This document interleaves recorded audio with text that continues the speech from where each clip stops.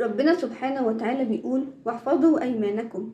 الآية دي مش بس بتتكلم عن كفارة اليمين، دي قاعدة تربوية عظيمة بتقولك خلي يمينك غالي، ما تحلفش إلا لسبب، وما تحلفش كذب، وما تخليش اليمين يمنعك من الخير. أولا ما تحلفش كذب.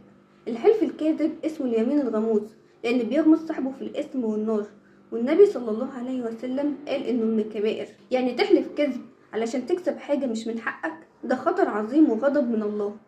ثانيا ما تكسرش من الحلف. ربنا ذم اللي بيحلف كتير وقال ولا تطع كل حلاف مهين. ليه؟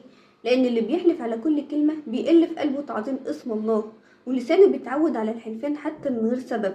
والنبي صلى الله عليه وسلم ما كانش بيحلف إلا نادرا، رغم إنه كان أصدق الناس. ثالثا ما تخليش يمينك تمنعك من الخير.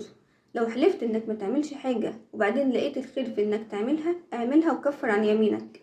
النبي صلى الله عليه وسلم قال من حلف على يمين فرأى غيرها خيرا منها فليأتها وليكفر عن يمينه. يعني اليمين مش حجة تمنعك من فعل الخير، بل العكس، ربنا بيحب انك تختار الخير وتكفر. وده يعلمنا تعظيم اسم الله، ما ينفعش نحلف باسمه في كل صغيرة وكبيرة.